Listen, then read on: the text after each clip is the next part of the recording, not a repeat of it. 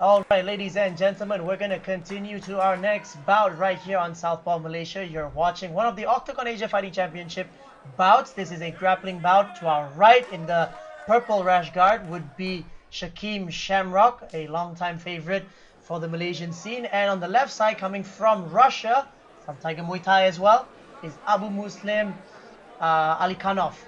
Now, with me commentating, my name is Danial Chee, and we have again Eshton Thomas. How are you doing, Eshton? Pretty good. Happy to be here. And just to add, like in just the recent Copa, Alikhanov scored gold in no gi, especially in the blue belt category. But he was in Copa? Yeah, he was in Copa. He fought against my teammates Tina, and he won gold in no gi and either silver or bronze in gi for blue belt as well. And Shakim being a gold medalist for both no gi or gi in purple belt in the previous Copa as well. So you can see there's two different belts, Shakim being a purple belt and Alikhanov being the blue belt. Now, interesting to see here how Shakim dropped down for the guard. Yes. So in ADCC rules, if you drop down for the guard, you will get penalized, especially if you stall for 3 seconds. If you can see, Shakim has been there for more than 3 seconds. So he probably did get penalized, maybe a point for dropping down to guard. But why do you think Shakim did that? You know, this is ADCC, and Shakim is one of the, he's quite he advocates a lot for ADCC rules. Like, he always talks about like how he wants to fight BJJ in ADCC rules, probably because the rule set is a little bit more favorable to the aggressor. Mm-hmm. But why do you think he would, knowing that he would get penalized, why would he pull guard?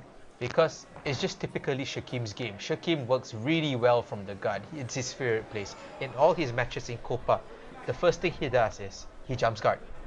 From there, he will hit his favorite submissions such as the arm bars and his most popular, the triangles. Yeah, the triangle. Or take the back from there. So that's his prime position. His best game plan works from the full guard itself.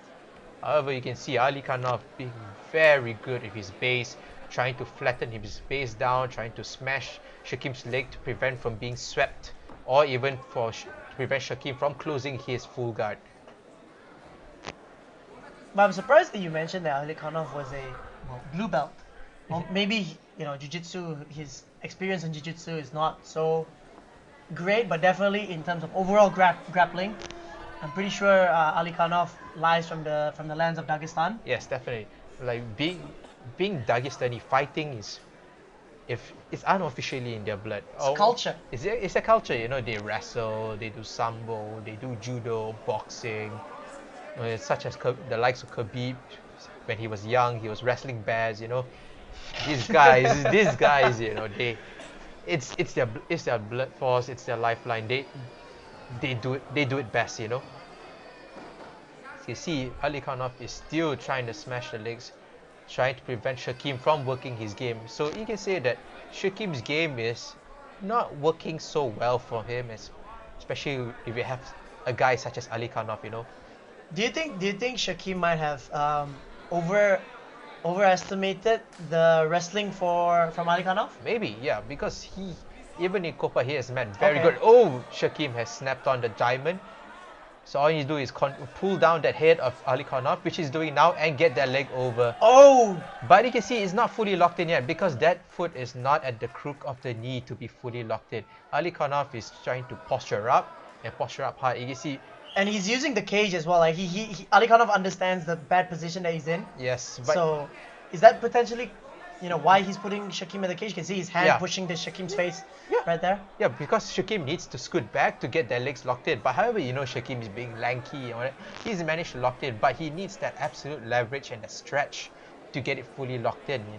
And Alikhanov is just pushing him against the cage to prevent him from scooting backwards or shoulder walking backwards to get that position tighter. Oh, very nice. Shakim couldn't hold on any longer. Probably it takes a lot of energy to hold on towards that, especially if you have someone like Alikhanov constantly posturing up with his head. I see. I was gonna ask you that, like, why would he let go? Because he was pretty close, would you say? Yeah, because Alikhanov was framing against the hips, posturing up, and the legs can only hold on for so long. That's very interesting how Alikhanov there, he puts like almost like strangling Shakim with one arm, but Obviously just trying to get himself postured up, right? Exactly. However, no one has scored any points yet. If anything, Shakim got penalized for that jump guard. Really, I'm surprised how you can say that, like, because I mean I don't understand how jiu-jitsu competitions or scoring works, but I'm surprised that Shakim would not have been able to score for that diamond that he's. At most you can get is an advantage, but you see, because there's no submission in, you can get an advantage for trying, but there's still no points. If you have a negative point and the other guy has no points. Shakim now, he's trying to yank the arm of Alikhanov, maybe trying to look for space, find some space to look for a omoplata, right? But you can see that, the omoplata is not fully locked in because you can see the cage is in the way. Very nice. And Shakim trying to angle himself, trying to get out of the way.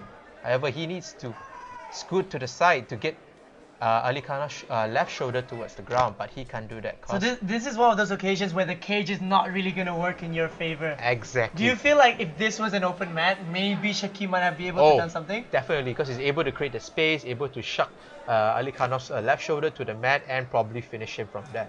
Because Shakim has a very diverse set of submission arsenals from the close guard. As you see, he's displaying it right now. However, he has that one big obstacle, the cage. Oh, he gets out of it. Nice. Damn, Very nicely done. Now see whether Alikhanov can pass the guard. If you looking for Shakim stand up, gets up. Alikhanov has the leg up high, really tall. Gets looking for that sweep. And he's got 2 points for that takedown. Beautifully done. Because you can see that Alikhanov is still in guard, he still gets 2 points because it's not a clean takedown. However, what kind of choke is this going on? I call it the front naked choke. You can call it anything. It can be a it's not a power guillotine, but I call it the front naked choke. But you can see Alikhanov is holding on. Maybe he will get advantages from there, but Alikhanov is still holding on.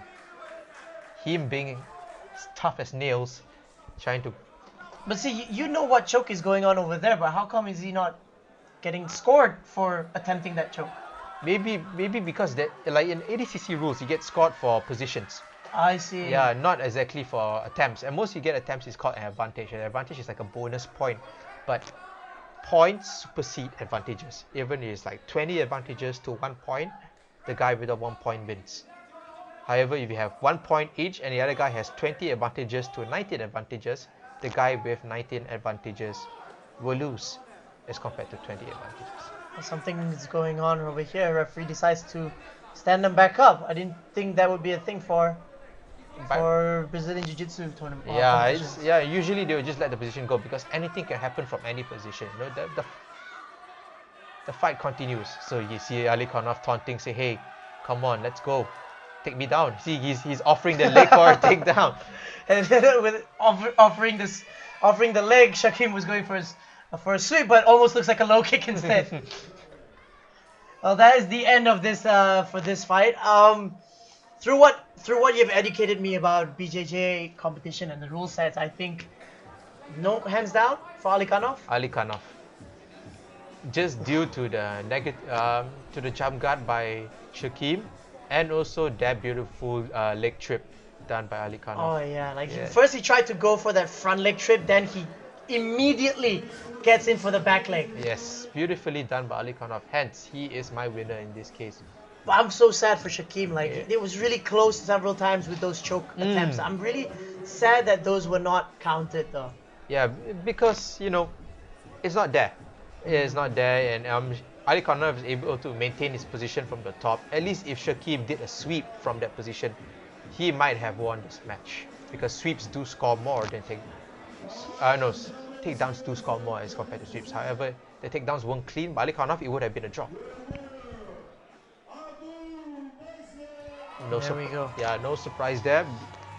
Alright, ladies and gentlemen, that is the end for the grappling match between Shakim and Alikhanov. Ladies and gentlemen, you are watching Under Southpaw Malaysia.